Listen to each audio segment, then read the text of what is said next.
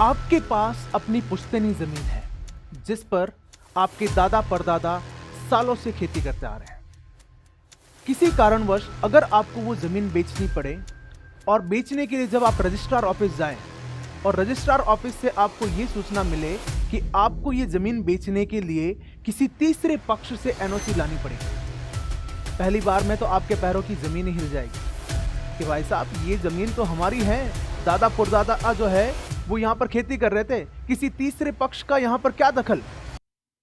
ऐसी एक घटना हुई है तमिलनाडु के तिरुचेंथुरई गांव में और वो शख्स थे राजगोपाल। राजगोपाल अपनी बेटी की शादी के लिए अपनी 1.2 एकड़ जमीन बेचने जाते हैं और रजिस्ट्रार ऑफिस में जाने के बाद पता चलता है कि उस जमीन पर तमिलनाडु के वक्फ बोर्ड का दावा है और तमिलनाडु के वक्फ बोर्ड से एनओसी लाने के बाद ही वो जमीन बेची जा सकती है। यह मामला सोशल मीडिया में आया, सोशल मीडिया में चर्चा हुई, गांव वालों तक की बात पहुंची। धीरे धीरे जब ये चर्चा में आई बात तो ये देखने को मिला कि वो पूरा गांव ही वक्फ बोर्ड के अधीन में आ रहा है। तमिलनाडु के अंदर ये जो पूरा गांव है उस पूरे गांव की जमीन ही वक्फ बोर्ड ने क्लेम कर ली गई थी। एक पूरा गांव, जिस गांव का इतिहास 1500 साल पुराना है, जिस गांव में एक 1500 साल पुराना चोल मंदिर स्थित है, उस मंदिर पर भी वक्फ बोर्ड अपना दावा पेश कर रहा है। आप सोचिए उस पूरे गांव का घटनाक्रम क्या होगा, वहां के लोगों की मानसिक स्थिति क्या रही होगी, किस प्रकार से इससे डील किया जाए। जब यह काफी चर्चा में रहा तो सुप्रीम कोर्ट ने इस पर फैसला दिया और तमिलनाडु के जो गांव के जो लोग हैं उनके हक में यह फैसला आया गया। तब यह बात और ज्यादा चर्चा में हुई और चर्चा का विषय बनते हुए सरकार ने इस ओर ध्यान दिया और सरकार लेकर आई है वक्फ अमेंडमेंट बिल 2024, जो कि आज हमारे चर्चा का विषय है। मैं प्रणवदीप डीप विजन में आपका स्वागत करता हूं। आज हम पूरी चर्चा करेंगे कि ये जो हाल ही के समय में चल रही है घटनाक्रम वक्फ अमेंडमेंट बिल, काफी लोग सोशल मीडिया पर मैसेज भेज रहे हैं, क्यूआर कोड भेजे जा रहे हैं, ये सब क्या घटनाक्रम है। बहुत से लोग इसे लेकर संशय में हैं। आज आपके सारे संशय दूर करेंगे। एक हम संक्षिप्त वीडियो में आपको वक्फ के संबंधित जितनी भी जानकारी है वो प्रस्तुत कराएंगे। तो आज हम देखते हैं कि वक्फ क्या है, इसके बारे में समझते हैं।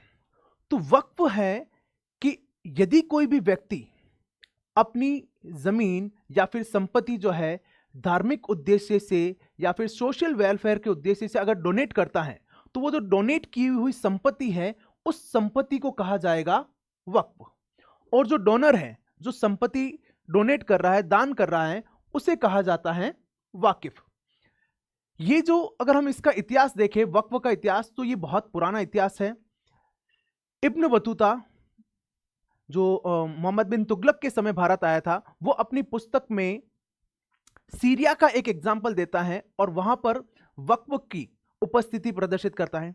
उससे पहले मोहम्मद गौरी के समय एक एग्जाम्पल आता है कि मुल्तान की जामा मस्जिद को एक गांव वक्फ के तौर पर दिया गया।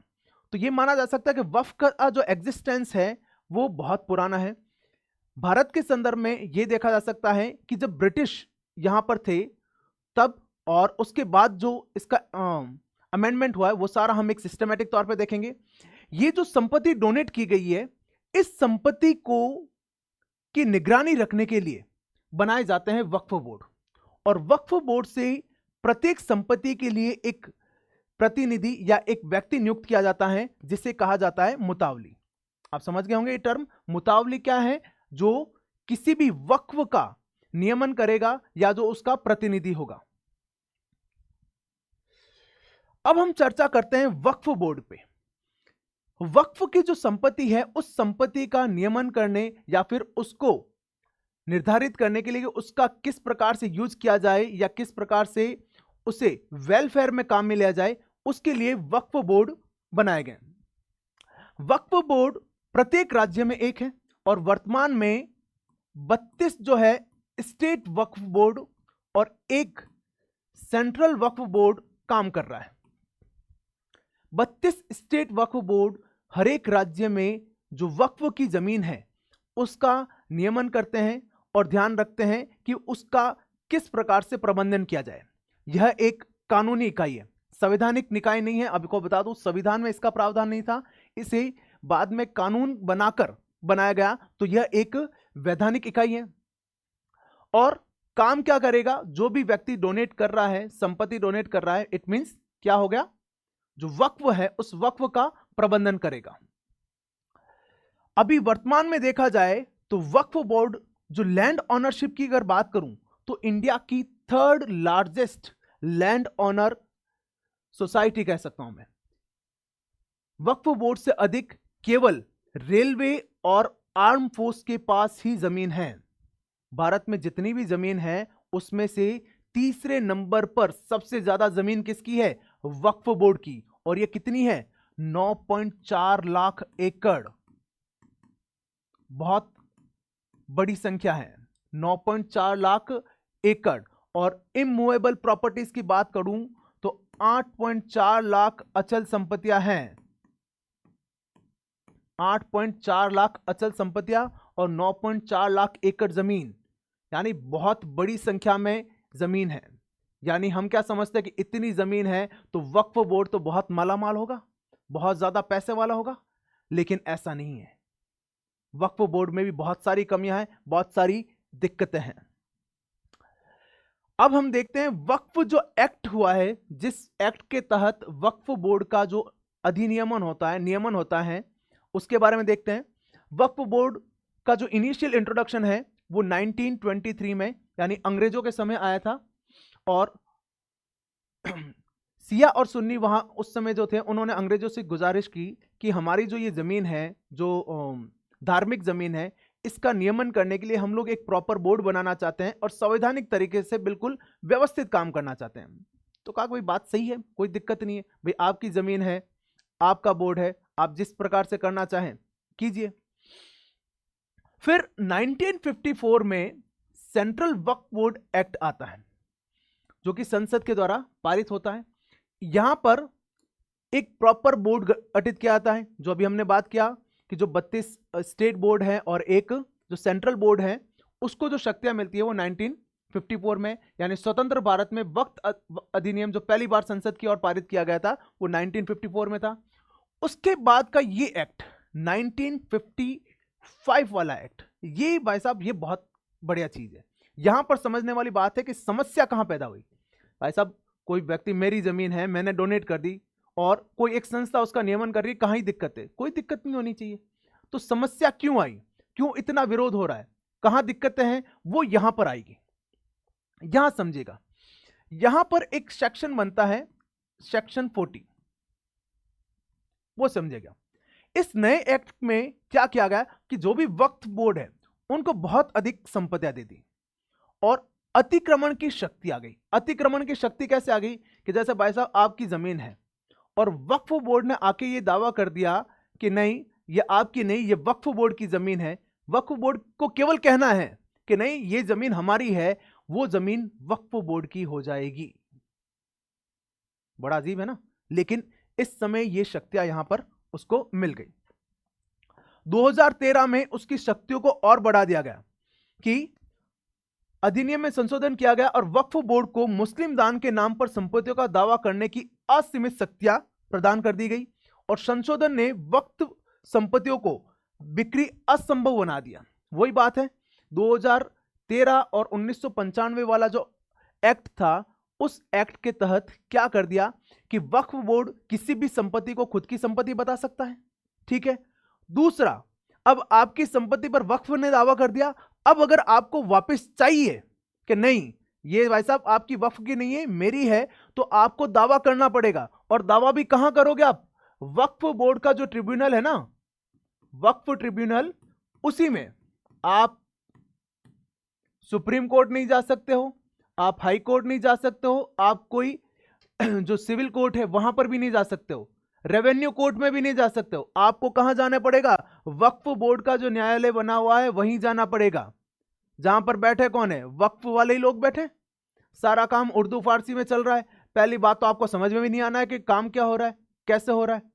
तो प्रारंभिक पहली जो अपील है वो क्या होगी, वक्फ ट्रिब्यूनल में ही होगी। उसके बाद अगर वहां पर आप हार जाते हैं तो वहां पर आप सुप्रीम कोर्ट या हाई कोर्ट की तरफ रुख कर सकते हैं। यहां पर एक सबसे इंपॉर्टेंट चीज यही आती है कि यहां पर जो संपत्तियों का दावा होता है वो वक्फ बोर्ड को असीमित अधिकार देता है। और ऐसा ही एक एग्जाम्पल अभी रिसेंटली सामने आया है बिहार में। ये अभी का घटनाक्रम है 27 अगस्त 2024 का। ये एक कटिंग है आपके सामने कि Waqf board claims ownership of entire village. जैसा अभी तमिलनाडु में बताया था मैंने आपको, वैसा का वैसा केस अभी अगस्त 2024 में और हुआ है कि बिहार के एक पूरे गांव पर वक्फ बोर्ड ने दावा दे दिया और बाहर ये बोर्ड लगा दिया कि भाई साहब इस गांव की पूरी जमीन वक्फ बोर्ड की है और आपको 30 दिन के अंदर गांव खाली करना पड़ेगा। अब सोचो, आपका गांव जहां पर आप सालों से वर्षों से रहते आ रहे हो, वहां पर वक्फ बोर्ड आके सिर्फ एक बोर्ड लगाता है, नोटिस बोर्ड लगाता है और कहता है भाई साहब निकल जाओ यहां से, अब यहां पर आपका कोई लेना देना नहीं है। यहां पर किसका काम चलेगा? यहां पर अब हमारी हुकूमत चलेगी। कैसा होगा? यही कमियां थी, यही दिक्कतें थी, यही डिक्टेटरशिप थी जिसके कारण अमेंडमेंट बिल लाया गया। अब हम वक्फ बोर्ड की जो कमियां हैं उन कमियों को थोड़ा सा अच्छे से डिटेल में समझते हैं, ठीक है, कि क्या क्या कमियां रहेगी, क्या क्या सुधार आवश्यक है और वो सुधार क्या होंगे, उन पर थोड़ी चर्चा करते हैं। पहली जो बात हम कर रहे हैं वो कर रहे हैं वक्फ इंक्वायरी कमेटी बनी थी एक 1976 में। इस इंक्वायरी कमेटी ने यह कहा कि वक्फ में जो सब कुछ काम होता है वो मुताविलों के हिसाब से, मुताविल यानी जो वक्फ की प्रतिनिधि होते हैं, जिसको वो वक्फ की जमीन का देखरेख करने के लिए दिया गया, फिर देखरेख करने के लिए दिया गया भी उसको ढंग से आप काम में लो, लेकिन वो कर क्या रहा है? खुद के यूज से पर्सनल प्रॉफिट देख रहा है। कहां पर पर्सनल प्रॉफिट मिल रहा है? तो इसमें बहुत कम रेट में किसी को लीज पे दे देंगे, बहुत लंबे समय पर जो लीज पर दी जा रही है उसमें खुद का जो है वो पैसा कमाएंगे। और दूसरा कहा गया कि साहब वक्फ में ऑडिट करो आप, ऑडिट और अकाउंट जो है वो वक्फ का सही नहीं है।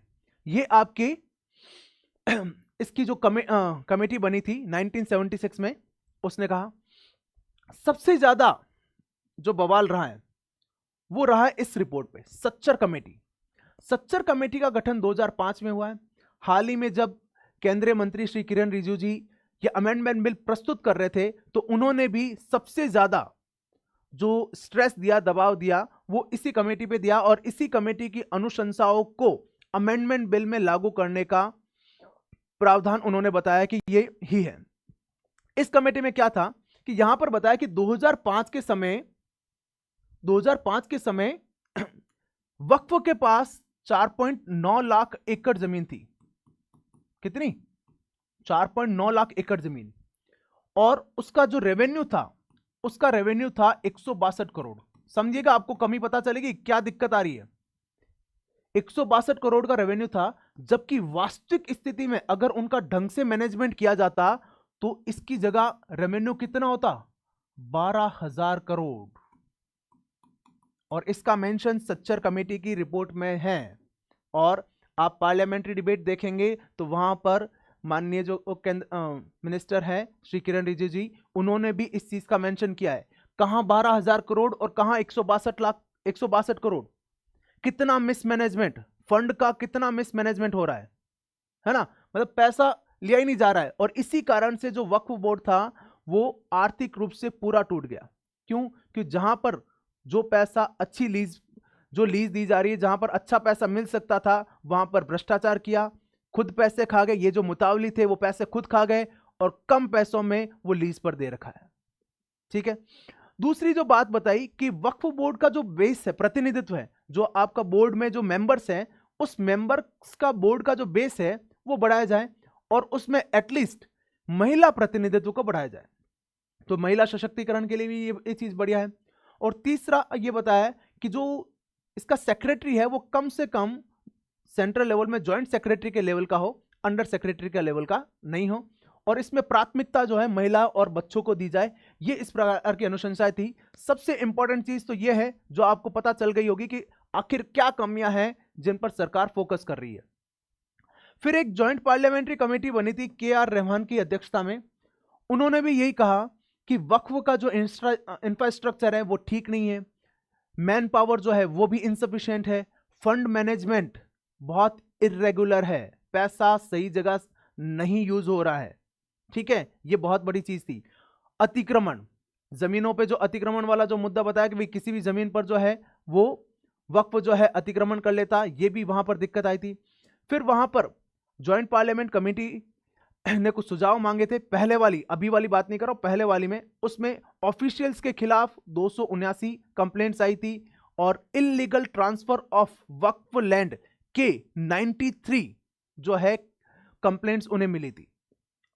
तो ये एक बड़ी दिक्कत थी जहां पर सरकार को सोचना पड़ा कि भाई क्यों ये ढंग से काम नहीं कर रही है। और यहां पर जो पूरा जो मैनेजमेंट है वो मैनेजमेंट पूरा बिगड़ा हुआ है, बोर्ड का जो काम है वो पूरा सा खराब हो चुका है। और इसमें बदलाव के लिए सरकार लेके आई है वक्फ एक्ट अमेंडमेंट बिल 2024, जिसे नाम दिया गया उम्मीद, United Waqf management empowerment efficiency and development act 1995। अब इस उम्मीद में क्या है? उम्मीद में कहा है कि आप में कि जो मैनेजमेंट में है वो बदलाव किया जाएगा। देखो, आपको मैं कुछ चीजें क्लियर कर दूं, बहुत से मुस्लिम युवा है या जो आम नागरिक है उनको यहां पर भ्रमित किया जा रहा है और बहुत से संगठन ऐसे हैं जो इस चीज को प्रमोट कर रहे हैं कि साहब वक्फ को खत्म कर दिया जाएगा। भाई साहब, वक्फ को खत्म नहीं कर रहे हैं, वक्फ को अमेंड किया जा रहा है, सुधार किया जा रहा है। और ये जो सुधार होगा, इस सुधार का फायदा आम मुस्लिम नागरिक को ही होगा। यहां पर ठीक उसी प्रकार भ्रमित किया जा रहा है जैसे 3 तलाक बिल के लिए भ्रमित किया गया था, जैसे शाहबानो केस के लिए हुआ था, है ना। शाहबानो केस में भी यही हुआ था, 300 रुपए का एक गुजारा भत्ता मांगा था एक महिला ने और पूरा जो है संगठन जो है विरोध में आ गया था कि नहीं, गुजारा भत्ता नहीं मिलना है। 3 तलाक बिल में भी ऐसा ही था, जबकि वास्तविकता में रियल स्थिति में हम देखें तो ओवरऑल उसके पॉजिटिव इंपैक्ट ही देखने को मिले। और यहां पर भी यही चीज है कि वक्फ बिल अमेंडमेंट बिल आने के बाद मदरसा या फिर जो भी धार्मिक संस्थाएं हैं उन पर बहुत पॉजिटिव इंपैक्ट आएगा। जो अतिवादी या रूढ़िवादी सोच वाले व्यक्ति थे और जो भ्रष्टाचारी व्यक्ति थे, जो ढंग से काम नहीं कर रहे थे, जो पैसा खा रहे थे, उनको हटाना उद्देश्य है। यहां पर वेलफेयर में जो काम होना वाला है वो वेलफेयर में काम पहले जैसा ही होगा। बदलाव क्या करेंगे इसमें? बदलाव ये होगा कि अब वक्फ अगर किसी संपत्ति पर दावा कर रहा है तो उस संपत्ति की अनिवार्य पुष्टि होनी चाहिए। पहले तो भाई वक्फ ने बोल दिया कि साहब मेरी संपत्ति है, तो नहीं, अब आप अनिवार्य पुष्टि करो, लीगल डॉक्यूमेंट पेश करो। पहली चीज तो ये। दूसरा, वैध वक्फनामा अनिवार्य कर दिया। वैध वक्फनामा से मतलब है कि जैसे मैंने मेरी जमीन वक्फ को डोनेट की है तो उसका पहले कोई लीगल डॉक्यूमेंटेशन नहीं होता था, बस कह दिया कि आज से वक्फ की है तो वक्फ उसको हैंडल करता था। अब उसका लीगल डॉक्यूमेंटेशन होगा। दूसरा, वक्फ खुद के हिसाब से स्वयं संपत्ति निर्धारित नहीं कर सकता। पहले क्या था, 2013 वाले एक्ट में क्या बता दिया था कि वक्फ ने बता दिया, वक्फ आपके घर पहुंच गया और वक्फ ने कह दिया कि नहीं भाई साहब, आप इस घर में भले ही 50 साल से रह रहे हो लेकिन ये वक्फ की जमीन है, तो वो वक्फ का दावा हो जाता और आपको जाके केस लड़ना पड़ता था। अब ऐसा नहीं है। अगर कोई डिबेट हो रही है, दिक्कत हो रही है, तो वहां पर जिला कलेक्टर निर्धारित करेगा कि कोई संपत्ति जो है वो संपत्ति जो है वक्फ बोर्ड की है या फिर नहीं है। दूसरा, वक्फ बोर्ड की संरचना में बदलाव के भी प्रावधान किए गए। 2 महिलाओं और गैर मुस्लिम सदस्य भी अब वक्फ का सदस्य हो सकते हैं।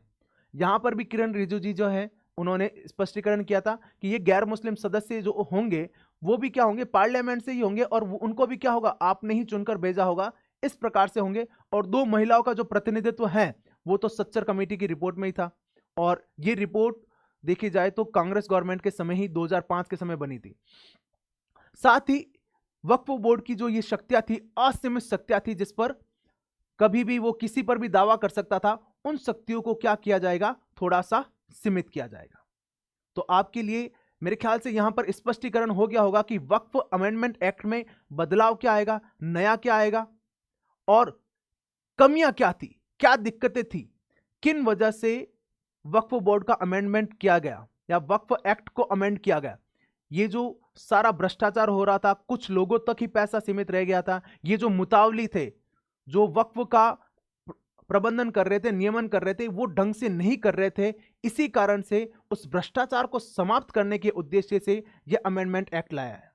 फिर भी आपके सुझाव हमें बताइए, एक बार आप कमेंट बॉक्स में हमें जरूर बताइए कि आपके हिसाब से यहां पर क्या बदलाव होने चाहिए। ये जो अमेंडमेंट एक्ट आ रहा है वो आपके हिसाब से सही है या गलत? सही है तो उसके मायने बताएं, गलत है तो उसके मायने बताएं। मिलते हैं अगले वीडियो में।